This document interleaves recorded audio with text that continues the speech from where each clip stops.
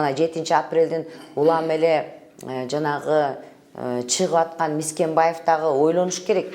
Жогорку кеңешке келип иштеди, көрдү. Иште албай кетти. Ага ким күнөөлүү? Анан эле баары бийликке капа болгондун баары эле оппозиция боло берсе, бул биздин мамлекет качан оңолобуз? Мына мен деле 2005-2010 жылдагы революционер кыз катары, өзүм адвокат, юрист катары, аялдардын коомунун жетекчиси катары жумуш эмес, биздин элдин тынчтыгын сактап жүрөм. Айланайын адам укугун коргоп, элибизде тынчтык болсун, мекенибизди сактайлык, ушул границаны бекемдейлик, куралдуу күчтөргө тынчтык жардам берейлик деп, коррупция менен күрөшөлүк. Азыркы күнү биздин ажообуз жалгыздык кылып атат.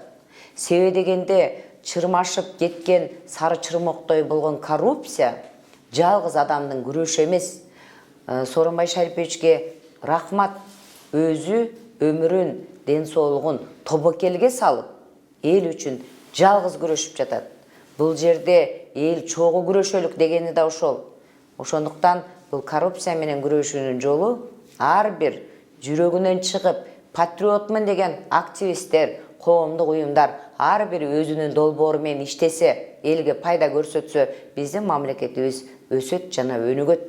2017 жылы биз Ала Атуу айымдары коомдук экологиялык кыймылы 7 дубал боюнча демилгөөчү топ түзүп, өзүбүз ушул кишини шайлаганбыз, колдогонбуз. Азыркы күнү дагы Сооронбай Шариповичтин жүргүзүп жаткан саясатын толук кандуу колдойбуз. Мына жакында 20 май энелердин күнүнө карата аялзат дүйнөнү сактайт деген чакырыктын астында Кыргыз Республикасынын президенти Сооронбай Шариповичтин жүргүзүп жаткан саясатын колдоп, биз аялдардын тынчтык, ынтымактык темада чоң форум өткөзгөнү жатабыз. Ушул гей паратын жабайлык деп, ушул азыркы дворец спорт аянтчасынан баштап, Кыргыз драма театрына чейин флешмоб өткөзөбүз. Кыргыздын каада салты, баш кийими менен, үрп адаты менен ушул элечегибизди даңазалап, ак жоолугубузду даңазалап, шөкүлөбүздү даңазалап, аялдар чоң ураандар менен, чакырыктар менен аялзат дүйнөнү сактайт, аял эне, аял тынчтыктын тиреги, аял мамлекеттин кулабасы пайдубалы деген чоң жөө жүрүш жасап, энелер тынчтык, ынтымакка кыргыз элин чакырып кетебиз. Биз Ала Атуу айымдары коомдук экологиялык кыймылы 2017 жылы ушул Зилалиев баш болгон мурдагы вице-премьер-министр ушул суу кодексине жогорку кеңеш кабыл алып атканда биз Комтөргө чыгып келдик. Комтөргө барып эмнени байкап келдик? Мен эне жүрөгүм менен канчалаган коомдук активисттердин арасында, эркек мырзалардын арасында барып мен ыйладым.